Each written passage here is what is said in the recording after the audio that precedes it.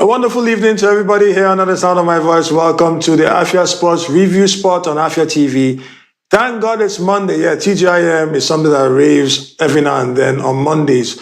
Monday is a wonderful way to begin the working week because how you start something more often than not determines how you end it. So really here we are to begin a brand new working week, Monday, the 18th day of the month of May, the year of our Lord 2026. Welcome to the Afia Sports Review Sports. Catching us on the frequencies, channel 254 DSTV, channel 748 Free TV, and channel 17 Go TV on Afia TV. That is who we are. That is where we are. Welcome, guys. I hope you had a wonderful weekend and you're ready to begin this week in sports. I'm your man, CC, the rabbi, and I'm not here alone. I'm with the man himself, the man that he's the self-acclaimed priest of football, and amongst other things, I'm in a bit of a good mood at the moment, so I don't want to start yabbing him because it's not necessary. Emeka Madoka, Femelo, self-acclaimed priest of football, good to have you. It's good to be here, Mr. Sisi.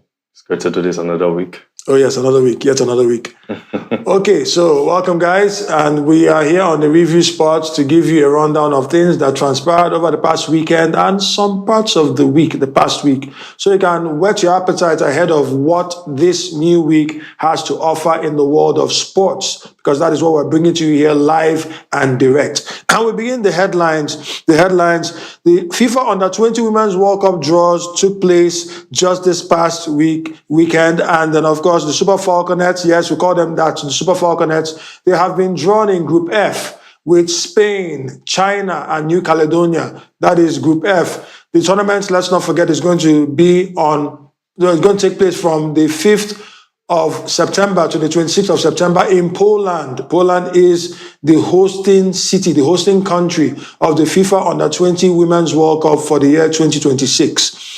Then the second bit of news there has to do with a big congratulations to the second-tier champions in CAF Continental football, referring to the CAF Confederation Cup. The champions have emerged, and who are the champions? USM Algiers. USM Algiers defeated Zamalek of Egypt on penalties after a 1-1 draw. On aggregate. USM Algiers beat them in Algeria 1-0 and then traveled to Cairo, and amidst everything, they managed to get themselves to lose 1-0, but it was a draw, and then they went on to penalties. And USM Algiers are now the champions of the second tier of continental football in Africa. I'm talking about Africa. We have the Spain legend. We have, of course, one of the Super Eagles strikers who plays for the Spanish national team, Spanish club side Sevilla. But it's not about Adam Zakor, because that's the person we're referring to. We'll get to him in a bit. But it's about the club. His club has now been taken over. And the new owner of Sevilla FC, the club that is based in Andalusia, is none other than the man that began his professional career in Sevilla but became formed and forged in the cauldron that is in the Santiago Bernabeu, that is in Real Madrid, referring to the long-term captain of Real Madrid, Sergio Ramos. Sergio Ramos, the master of the red cards, yes. He was one who really loved red cards every now and then. 25 red cards in his career is what he picked up. And he has bought Sevilla, where it all began, where he began his professional footballing career. He has returned to his native town and he has purchased Sevilla FC. So definitely you can rest assured that there's going to be a lot of passion going into the development of Sevilla FC. Congratulations to Sergio Ramos and his family. Now we go straight to the news for the day. Of course, as you have noticed, those of us who've been following Nigerian football, this past weekend, there was no league football that took place there. The Premier League, that is the MPFL, did not take place this past weekend because of other sporting activities that were going on, other engagements, and of course the CAF, the MPFL, the Federations Cup, President's Federations Cup. So the President's Federations Cup draws took place on Friday, and we now have a full rundown of the draws. But what concerns us here in Enugu, which is where we're operating from, is the fact that the Flying Antelopes, Rangers International of Enugu, have been drawn with Godswill Akpabio FC of Akwa Ibom in the round 64 of the President's Federation Cup 2026. Now, round 64, that's called for a lot of criticism because this is the tail end of the Nigerian Premier Football League and it's going to end next week, rather this weekend, as we're stepping into, on the 24th, to be precise, of May. That's when it's going to end. That is the Premier League. But that the President's Federation Cup is going to begin its first round, which is the round of 64, 3 days prior. That is on the 20th and 21st of May. Now, that is very ridiculous to many, myself inclusive, to be honest with you, because players are meant to be ending their league season in all areas. When you're ending your league season, you don't begin another grueling campaign of cup competition, because that is something that can cost players their fitness, that can cost them their injury, rather affect their injury records. And especially when you have continental football that is around the corner, you have the World Cup. For those who play in the World Cup, well, Nigeria is not involved in the World Cup, but still, you need recovery time, because these players are not cyborgs. They are human beings. They need adequate recovery time. But that notwithstanding, the Nigerian Football Federation has deemed it fit, in their infinite wisdom, quote unquote, to make sure that the President's Federation Cup begins round 64 on the 20th and 21st of May. That means in 3 days' time, we're going to see President's Federation Cup have action. And Rangers International will be playing against Afia FC. Emeka, I don't know, because last time around, I think that was on Friday, I was here with Bond. We were talking about this, and we both expressed our displeasure regarding this late start for the FA Cup, because that's what the President's Federation Cup is in Nigeria. Yes. It is Nigeria's version of the FA Cup. Naturally, in most organized leagues, you see that the FA Cup begins at the very latest, in the middle of the season. Because we know that it's normally, the round, it's about 7 rounds, about 7 rounds to the final. Of course, not everybody is going to reach the final. Exactly. So everybody that begins, they know that the vast majority of the teams that play in the FA Cup, they are going to have maybe about 3, maybe 2, 3. In the case of Manchester United, 1 week, weekend for cup competition. No, but it's true. I'm not trying to cast aspersions, but go on cup weekend. Yeah. But you're looking at a case where players are trying to recover, and they're getting straight into another grueling, competitive, football tournament, which is going to determine who is going to the CAF Confederation Cup first preliminary round. Yes. I don't know how much sense it makes to you, because it doesn't make much sense to me. You've basically said it's the federation's fault. You have to look at it. It doesn't show proper planning. When you look at other organized leagues like England, you look at Germany, you look at France, they have started sometime between January. Mm.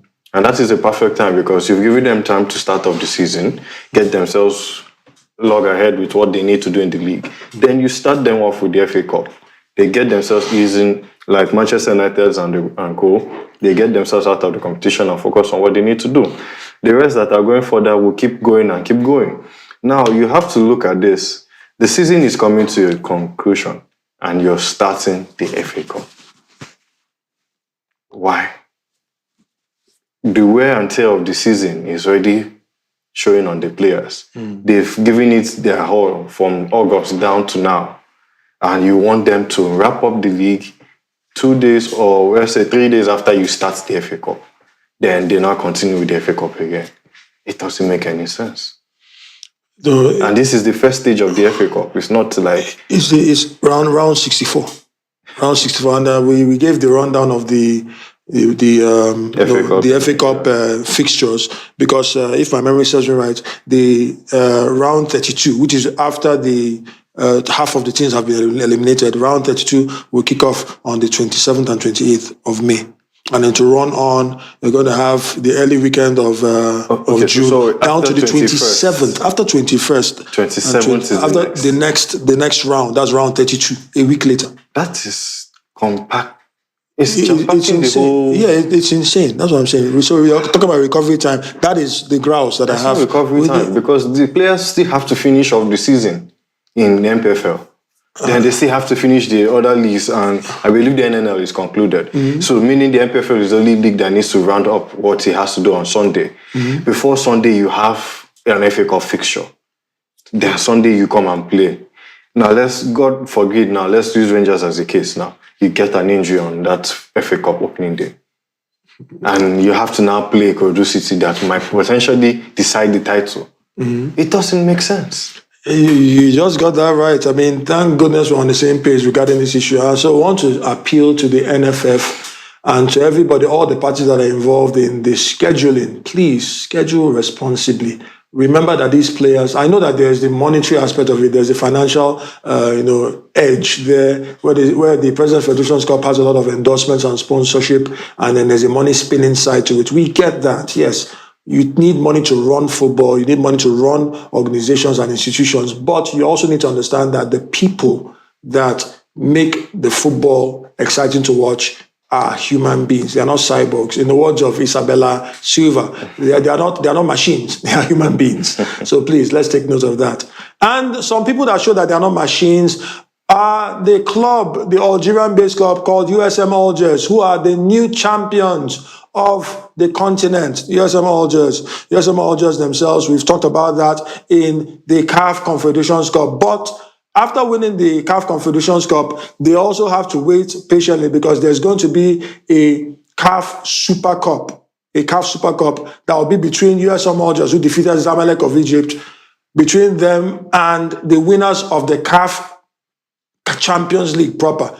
And talking about the CAF Champions League, Mamelodi Sundowns on Sunday made the sun go down, albeit briefly, on their opponents from Morocco, AS FAR, by beating them 1-0 in Bloemfontein. So that means that Mamelodi Sundowns will be traveling to Morocco to face AS FAR and see as far as they can go to stop them from overturning the deficit so that the South Africans will emerge as champions of Africa. Now, that is the situation on ground. Remember, it's a two-legged affair. The first leg is in the favor of Mamelodi Sundowns. Are they going to do what USM Algiers did in the Confederation Cup? Because USM Algiers took a 1-0 lead to Egypt to play against Zamalek, and they ended up winning on penalties. Is that what's going to play out when Mamelodi Sundowns visit Morocco to face AS FAR? Well, Emeka, clearly on paper,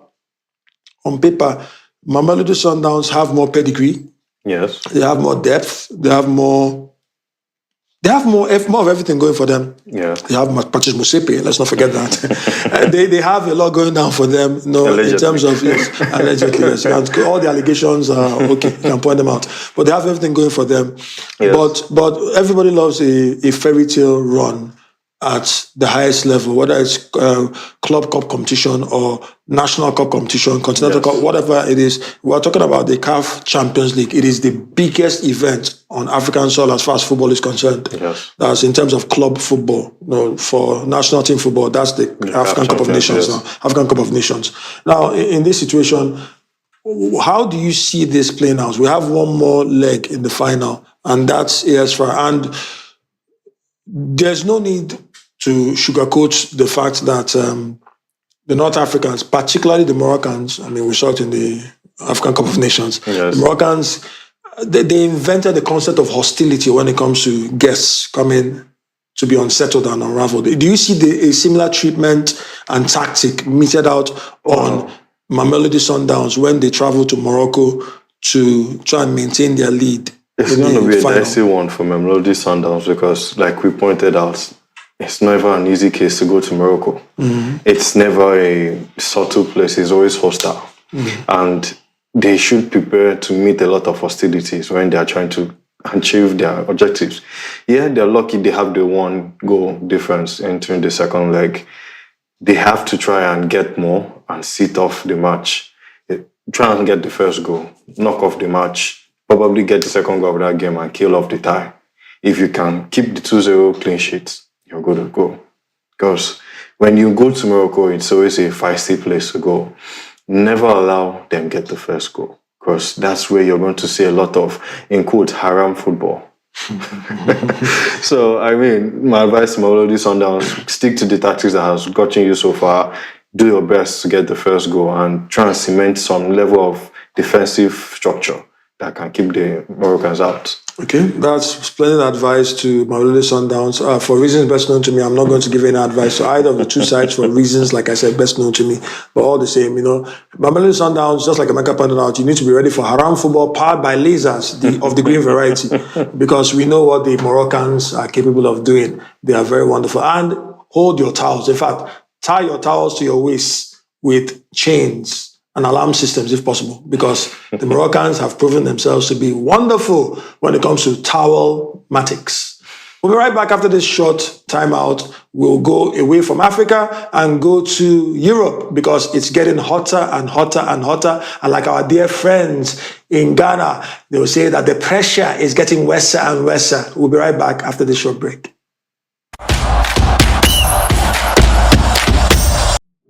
You're welcome back to the Afia Sports Review Spot on Afia TV. The frequencies, channel 254 DSTV, channel 748 Free TV, and channel 17 Go TV. It's great to be back here, moving straight from African football to continental and then, of course, intercontinental football, referring to Europe. We're in Europe right now, and we're going to be discussing what's going down this weekend. Tonight, there's going to be a massive game indeed. And we want to know by 8 p.m., many people's eyes are going to be on that game. That game even has more traction than El Clasico for this season. And that's the truth. Everybody knows that. But we'll have to look at the fixtures and the results from the English Premier League penultimate round, which is match week 37. What were the results? The results of the English Premier League match week 37. And then we have, first of all, the matches there. Aston Villa thrashed Liverpool Football Club by 4-2. We saw that. Then Manchester United, under very controversial circumstances, got a 3-2 win over Nottingham Forest. Of course, Bruno Fernandes has now equaled the record for assists in a season. He's now tied with Thierry Henry, Thierry Henry, Serge Fabregas, this guy, what's his name again? That's Kevin De Bruyne. Kevin De Bruyne, thank you very much. On 20, they're all tied on 20. Even though Bruno Fernandes gave 10 assists from open play, half of his assists were from open play, and 10 of them were from set pieces. So much for the set piece FC. So that's actually what happened there, Bruno Fernandes. But congratulations to him, because he has one more game to have that record all to himself. And that's the last game next week, this match week. Then also Wolverhampton Wanderers and Fulham had a 1-1 draw. And then also Everton and Sunderland. Sunderland beat Everton by 3-1 at the Hill Dickinson Stadium. And then Leeds United beat Brighton and Hove Albion by 1-0. And then, of course, we also had Brentford and Crystal Palace share the spoils in the London Derby 2-2. Newcastle United beat West Ham United by 3-1, putting them into serious woes, relegation woes, because they are in the 18th spot there.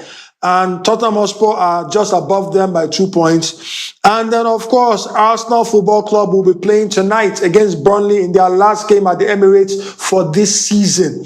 That's going to be a game that will be highly instrumental, because should Arsenal win this game and Manchester City, who will be playing tomorrow by 7:30, fail to win their game against Bournemouth at the Vitality Stadium, then mathematically it's impossible for them to catch up with Arsenal. And then the Premier League title will be going to the Emirates Stadium to North London for the first time in 22 years. Of course, not leaving out Chelsea and Tottenham Hotspur, who will be playing later tomorrow night by 8 p.m. They'll be playing in a London derby. Chelsea themselves really have to bounce back from the form or lack thereof that they've suffered. But the boost that they have psychologically is that Xabi Alonso is going to be unveiled on the 1st of July, as the manager of Chelsea Football Club after such a dismal period under Liam Rossinior. That is post Enzo Maresca. So they're about to begin a new lease of life. So right now, they're going to have to put that to work against Tottenham Hotspur at Stamford Bridge. Tottenham are also in danger of the relegation zone. We need to see what's going to happen. But we're not talking about Chelsea and Tottenham right now. We'll talk about the title race, which is going down to the wire. And there is every chance that if Arsenal play against Burnley today, already relegated Burnley, by the way, for those who do not know, there are 2 teams that have been relegated from the Premier League already. Out of 3 teams to go down to the Championship, 2 have been sealed. Their fate has been sealed a long time ago, weeks ago. Wolverhampton Wanderers are the basement boys. They are going to the Championship. It is certain, settled, sealed, and delivered. And then Burnley, courtesy of Manchester City, have been sent down to the Championship too. But they are going to play for pride, so they're a tough nut to crack. But they are going to a ground, the Emirates Stadium, where everything is going to be on the line. And if Arsenal win at the Emirates Stadium tonight, Arsenal will climb to 82 points. And if Manchester City fail to win Bournemouth, because tomorrow Man City will face Bournemouth, if they fail to win Bournemouth, that means that a draw against Bournemouth will give Man City 78 points. A loss to Bournemouth to keep them on 77 points, which means anything short of a win will leave them 4 points or 5 points behind Arsenal with 1 game to go. And 3 points is all that they can get. So if they fail to win, the best they can have is either 80 points or 81 points. And Arsenal would have bettered that tonight. How do you see this playing in the mind of Pep Guardiola, who, by the way, won the FA Cup? He won his 20th league, title as a Manchester City manager in 10 years. Not bad. An average of 2 titles every season. That is massive indeed. His 20th title. Is title number 21 distant, or is it still a very faint possibility? It's faint possibility, actually, because when you look at key games in the Premier League history, let's go back 4 or 5 years ago when it had to do with title deciders going down to the last day. We saw the team that had the pole position, that's first place, crumble. We've seen it in time past when on the last day, back in the Barclays area, when it was Chelsea and the Manchester United going, Chelsea falling short sometimes to Man United falling short. You see Liverpool falling short on the last day as well. City have done it before in the past. Manchester United, Arsenal have done it before. Now, the thing is, this Arsenal side are a very strong, solid squad. And on paper, they should convincingly do the job tonight and get all 3 points. But as you said again, this is a Burnley side that will want to play for pride. And they know a lot of people have them backings on their shoulders. So they would want to go ahead there, show that they can cause a little upsets to this Arsenal side. At most, if anything should go other than an Arsenal win, would be a draw for Arsenal and Burnley. At most. Okay. And if Arsenal fail to win today, panic button activated? Panic button activated. Okay. Because when you look at it, if you fail to win a Burnley side who has already been relegated, a draw or a defeat against Burnley sets you on an edgy pace to play Crystal Palace on the last day. And you're not playing Crystal Palace at the Emirates. You're playing them in Selhurst Park. Apart from the top 3 teams right now, no one else apart from Bournemouth has a better home team record than Crystal Palace. They've not really lost a lot of games they've drawn most games than they've lost in the Selhurst Park. So that's a very tough atmosphere to go to, and it's also a London affair. There's still the London pride to fight for. London, there is never an easy affair for Arsenal or Chelsea or Tottenham. Now, City, let's say there's a draw today and City win tomorrow. That activates the panic button because that means you've allowed City crawl 1 step closer. And on the last day, Aston Villa maybe slip up against City and they get all 3 points. And let's say you draw or get all 3 points. It now comes down to mathematics at the end. And if it has to come down to level points, you know that you've lost the deal because City have a superior goal defense. So you just have to give yourself all you need to do. Secure the 3 points today, secure the 3 points at the Selhurst Park, and collect your title. So what you're saying in essence, just for clarity, is that as has been the case throughout most of this season, the yam and knife are in the hands of Arsenal. Exactly. And so they just have how you take cut the edge depends on how you chop the That's it. As simple as that. So Arsenal Football Club have a job to do, and they will be looking to do that tonight. And they want to ensure that they set many records in the process. There's only one manager, this is trivia for you to know in case somebody's asking. There's only one individual who has ever won the Premier League, the English Premier League, who has ever won the Premier League as an ex-player in the Premier League. only one ex-player in the English Premier League has ever won the Premier League as a manager. I don't know who can guess that person. Just one person has ever won the Premier League title. Okay, let me help you. He won the Premier League title as a manager with Manchester City. But he has played in the Premier League before, but he came as a player on loan. Which means if Arsenal get the job done today and Manchester City slip up tomorrow, Mikel Arteta will become the first full player, ex-player in the Premier League proper to win it as a manager. The person I'm talking about is Roberto Mancini, that won the Premier League in 2012 with Manchester City. For those who don't know, he played as a Leicester player, a centre forward who played for Leicester City. He came to England. Of course, his dear friend was playing in England at that time, I think, with Chelsea also. The late Gianluca Vialli was his very, very good friend. And then they played together in the Premier League. That was the time when you had many Italian players. Gianfranco Zola was also in the Premier League at that time, playing for Chelsea. And, it was really a fantastic time indeed. But that's the situation on ground. So let's look at the prediction. Prediction of because there are 3 more games to be played. One of them, no disrespect, is inconsequential. Well, it's not inconsequential because there's relegation that's involved, yes, and that's Tottenham Hotspur.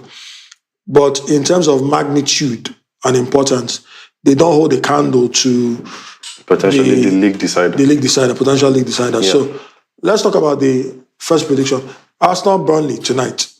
Objectively, what is likely to happen? Arsenal should win this game 2-0. 2-0. But with my spirits, let's go Burnley 1-1. Fine, no, entitled to that now. And that's further evidence that his priesthood is questionable. Okay, then Bournemouth, Man City. And for context, Bournemouth has the longest unbeaten side in the Premier League so far this season. Yes. 16 matches unbeaten. And they've gone on a very fantastic run. And they are within sniffing distance of European football. Actually, Champions League football. Because Liverpool are currently 5th on the log. Arsenal leapfrogged them after winning them 4-2. And Liverpool are currently 4 points ahead of Bournemouth, but haven't played a game more, which means Bournemouth have incentive to welcome Man City and give Andoni Iraola a last hurrah and then beat Man City. They have that incentive. I'm not saying they will do it, but they have the incentive to beat Man City and then close that gap between themselves and Liverpool, going into the final day to 1 point, which means they can even leapfrog Liverpool and get to the 5th place in the Champions League. So objectively, what's likely to happen? Objectively, Bournemouth, Man City, City's home. No, it's not City's home. Bournemouth's home, Vitality Stadium, sorry. This game is going to be a close, tight affair, but I do see Man City edging it 2-1. Okay. Again, that is what he's rooting for. No, objectively, 2-1. Well, anyway, fine, Sha. It's always good to see enemies fall to shame. But I have no enemies. I'm just pointing out clearly what many people of Arsenal persuasion and Arteta fans are looking out for. Stick around. We will talk about what's going down in other parts of Europe because we need to give you details of what's happening in other parts of Europe, particularly the Spanish La Liga and other leagues that are wrapping up. Please stay tuned. Make sure you don't touch that dial. We'll be right back in a bit. You're welcome back to the Afia Sports Review Spot on Afia TV. The frequencies are still channel 254 DSTV, channel 17 Go TV, and channel 748 Free TV. Now we go straight to the Spanish La Liga, where the penultimate weekend has just ended, and we're getting ready to step into the final weekend of La Liga action for 2025-2026. Of course, FC Barcelona have been crowned as champions, but that doesn't mean that results have not been flying in left, right, center. First of all, I want to give you the rundown of the results in the Spanish La Liga penultimate match week. Round 37, we have results that are there. Emeka, just give us the rundown of those results. All right, in the penultimate week in the La Liga, we had Athletic Club sharing the spoils with Celta Vigo 1-1. Atletico Madrid winning at home against Girona FC. Farewell for Griezmann over there at the Wanda Metropolitano. Elche winning at home against Getafe. Levante with a home win against Mallorca. Osasuna losing at home to Espanyol. Rovaka not doing the job at home against Villarreal. Then we have Oviedo losing at home to Deportivo Alaves. Sociedad losing at home 4-3 to Valencia. Sevilla losing but still securing safety for next season against Real Madrid. Then the final game there was Barcelona winning 3-1 at the Camp Nou against Real Betis 3-1. So some talking points that are there, we'll just talk about that. Of course, we'll look at the Barcelona, we'll just touch the Barcelona side and move. Because Barca have recorded 100% record at home this season, 100%, flawless. Not even dropped a point. Not even about losing. They've not even dropped a point at home. That is remarkable indeed. Then we look at things like, I think it's very, very safe to say that Santi Cazorla is done with football because his dream was to play for his boyhood club, Real Oviedo, in La Liga, and he's achieved that dream. Yeah, they're going back to the Segunda Division, but he has achieved that dream. So I think it's safe to say time to call it quits, to hang up his boots at the age of 41. This is a great, massive servant of the game, Santiago Cazorla Gonzalez. Then the major talking point, actually, from a Nigerian perspective, has to be the heroics and miracles that Sevilla have been able to pull off, making themselves safe. Yeah, they lost at the Ramos Sanchez Pizjuan Stadium in Andalusia to Real Madrid, 1-0. Vinicius Junior scored that goal. But what they did against Espanyol, thanks to a winning goal by Akko Adams, and then what they did away to Villarreal, who are third on the log, courtesy of Akko Adams again in a 3-2 win, was enough. Those close goals were enough. So that lessened the blow of that loss at home to Real Madrid. How do you feel as a Nigerian that at least two of our boys, two of our men, Akko Adams particularly, and then Chidera Ejuke, who has been absent due to injury, are now guaranteed another season in the top flight of Spanish football? Well, I mean, it's remarkable. It's very nice to see this, most especially from a Nigerian standpoint. You've been watching Akko Adams for the past weeks or so. He's been putting it to shift. He's been scoring goals, and not just goals, clutch goals. He's been the real star-studded man for the team, the one saving them from most problems that they found themselves this season. He's completed a lot of turnarounds this season for them. In everyone's book, definitely the Sevilla player of the season. Without Akko Adams, Sevilla could have been in more terrible shambles right now. Possibly in the bottom three, if not to say the safe. But kudos to them for escaping relegation. Kudos to Akko Adams for putting in the shift and getting his team where they need to be. Kudos to Chidera Ejuke as well for his own contributions this season. Okay, so very quickly, the end of an era for Atletico Madrid, his second spell in Atletico Madrid, Antoine Griezmann, the Frenchman who has hung up his boots, not hung up his boots anyway, as far as the Rojiblanco concerned, he has hung up his boots. He's now moving to the MLS to begin life in the MLS. Probably reunite with his former teammates briefly. He was a teammate briefly with Lionel Messi. Then going over to the MLS. How did it feel? Now try to put yourself in the shoes of the legend himself, Antoine Griezmann, who was a World Cup winner, a World Cup final goal scorer. It doesn't get better than that. Put yourself in his shoes. What does it feel like? What do you think was have been going through his mind, a final lap of honor, especially in front of your home fans at the Wanda Metropolitano? Yeah, I actually watched the game there. I watched when they won the game. Lookman's goal, beautiful. And I saw the end of the game, the whole emotional affair, Simeone crying there, embracing him, the family there with him in the stands as they played the emotional screen of his career so far in Atletico. Beautiful scenes there, and truly, one of the very best out there. Griezmann has contributed a lot to football. I mean, you've said it's a goal in the finals. They're one of the best key contributors to French football in recent years. Yes, he's leaving this European stage, but I still see maybe one more season of 1-2 brilliance from him before he finally hangs up the boots. Just a great player. Sure, one of the best of his generation. And I mean, he deserves all the plaudits that he's getting. Antoine Griezmann, the Frenchman. And I'm talking about one of the best of his generation. When you talk about complete centre forwards in world football, we are blessed to have some of the best still playing till now, evergreen, get at the tail end of their career, but still banging in goals. We look at the Saudi Pro League, for instance. Cristiano Ronaldo dos Santos Aveiro is just about he's about 31 goals. Let me see. Yeah, no, less than 30 goals. Yeah, less than 30 goals. About 971 or 72 goals he scored. Yeah. Just less than 30 goals away from the 1,000 goal mark. He's 41. He will be 42 in his next birthday. Yeah, he's still playing. One of the best centre forwards of all time, Robert Lewandowski, who most likely will be saying time up as far as Barcelona is concerned. But don't you think that the grand old man, the Polish wonder, still has something left in his tank? Maybe not for Barcelona, but for some very, very fortunate club that needs his tutelage and mentorship. As we call him in the Blaugrana, yes, I have to mention the Blaugrana heritage there. We call him the Unk. He's been wonderful since he joined Barcelona 4 years ago. Many great contributions, 191 goals in Barcelona, so many great assists, so many great moments, 3 La Liga trophies, Super Copas to his name, Copa del Rey. So many great achievements he has left on a short period for Barcelona. In the Blaugrana, they say, after Messi, no one else has left an impact more than Lewandowski, because what he has contributed to both the aged and the young side in the Barcelona team is something you don't see on a regular day.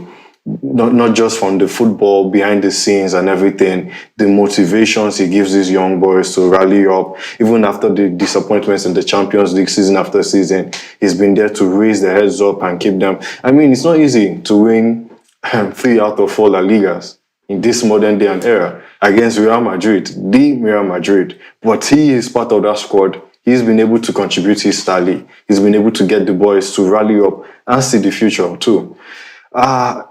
Sadly, he'll be missed, because I don't think any other striker would be able to fill his shoes for a while. Oh yeah, I think it's safe to say that, yes. Robert Lewandowski, a legend indeed, the man who conquered Germany and also has conquered Spain, the Spanish La Liga.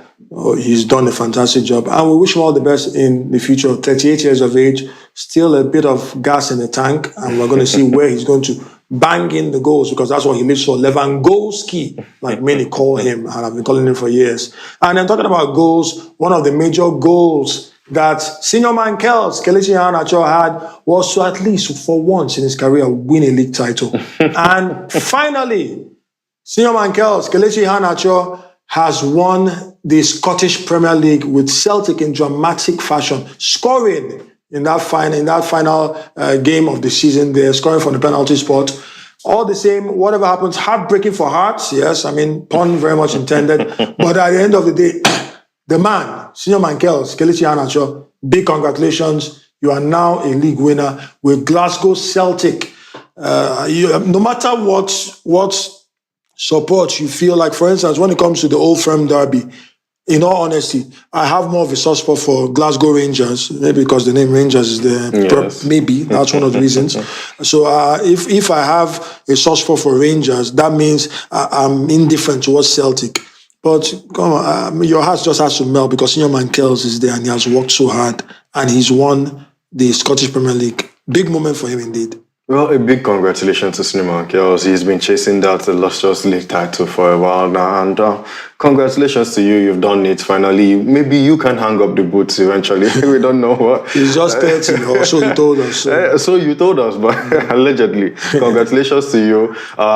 Disappointing for Hearts, sitting on top of the table for most of the season, and on the last day, he had to pull a Moses. I'm so sorry for you and your fans right there. Heart touching. We share our sympathies with you, but Celtic did the job, and Senior man Kells has lifted the trophy. Congratulations to him and the rest of the Celtic side. Yeah, big congratulations, a silver lining in every cloud and all whatnot.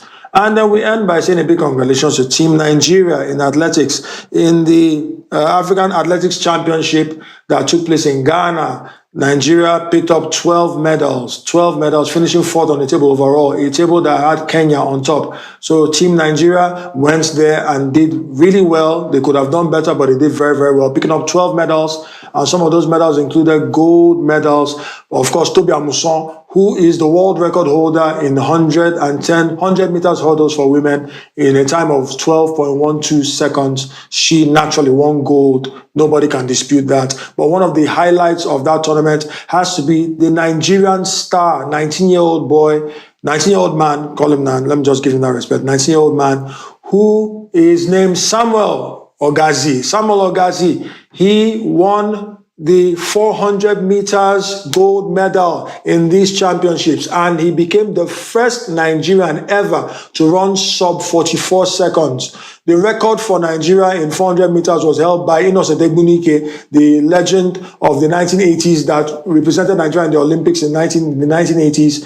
His time of 44.17 looks like it wasn't going to be broken, but more than 40 years, almost 40 years down the line, because that record was set in 1987, almost 40 years down the line, this young man named Samuel Ogazi ran the first Nigerian time that was sub 44 seconds. He ran in a time of 43.95 seconds, breaking the 44-second barrier for Nigeria. Big congratulations to him, and big congratulations to every member of Team Nigeria for making us proud. And we know that the subsequent athletic meets that you're going to get involved in, you're going to take it one step higher, because we trust you. We've always trusted you, Nigeria to the world.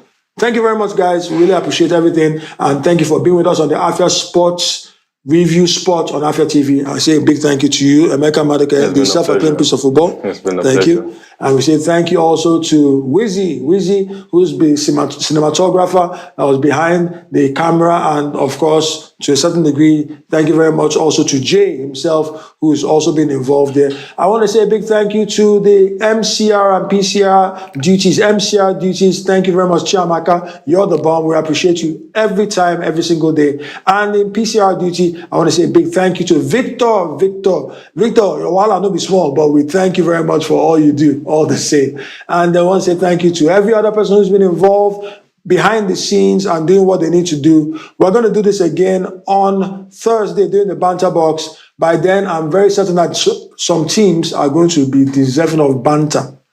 What team is it going to be?